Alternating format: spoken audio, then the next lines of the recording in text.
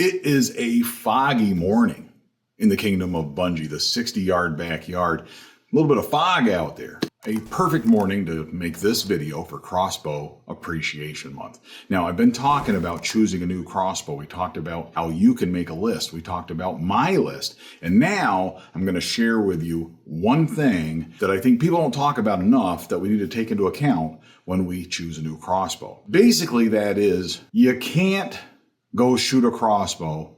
You can't look at specs and know whether that crossbow is the right crossbow for you. That alone is not going to do it. You have to spend a lot of time with a crossbow to really understand it, to really know if it's the right crossbow for you. And I'm not sure that there's any way to do that before you buy a crossbow. So every crossbow that we buy, there's a risk involved. This is the 16th year I've hunted with the original Bunjie, for example. I know that crossbow backwards and forwards. Of course, right? 16 years. But the first year I didn't. Really, the second year I didn't. I struggled with that crossbow. I wrote in my book, The Death by Bunjie Crossbow Story, right? My first book, Confessions of a Crossbow Hunter. The confessions were, there was a point at which that crossbow and I were fighting, and I almost threw it out of the tree stand. I was so upset and so disappointed with what I attributed to being the crossbow's performance. But really, it wasn't Bunjie, it was me. It takes a lot of honesty and a lot of experience to really recognize those things. And it's not necessarily something that you can put together in one day of shooting a crossbow or even one season of shooting a crossbow. It's something that takes a lot of experience and a lot of familiarity with that crossbow. That's one of the reasons why I talk about in my books, that book, The Crossbow Story, but also in my second book, The Crossbow Method, I talk in those books about hunting with one gun. Beware the man who shoots one gun. And the implication is that he knows how to use it, right? He gets pretty good with it.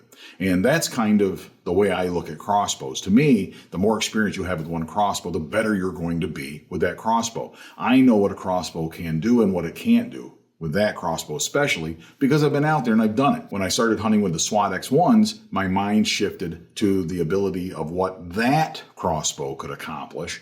And then when I would go back to this crossbow, I made a mistake of thinking that this was the same crossbow, of not realizing this one had its limitations. Every crossbow is different. They can do different things.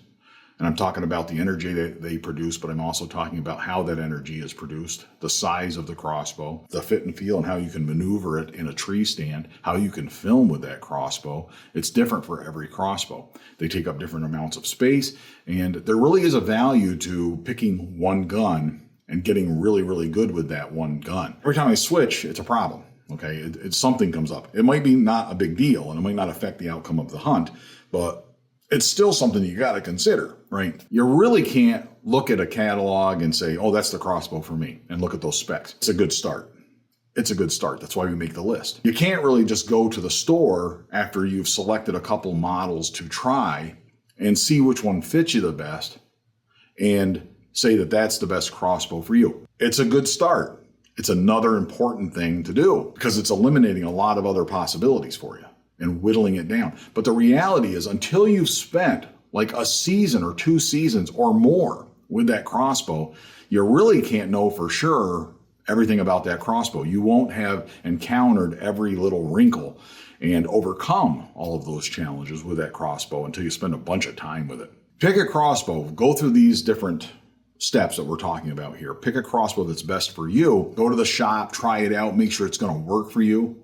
Talk to other people, right? Talk to other people who have that crossbow and get feedback from them. All of this is going to help. But then devote yourself to that crossbow. Find out all of the information you can and shoot it over and over and over and get a lot of experience with that crossbow. Make it your best friend. Make it your Bunjie, right? And then you'll know.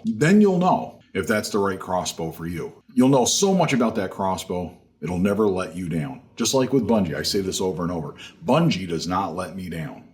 I might let Bunjie down, but Bunjie does not let me down. Until next time, all hail Bunjie.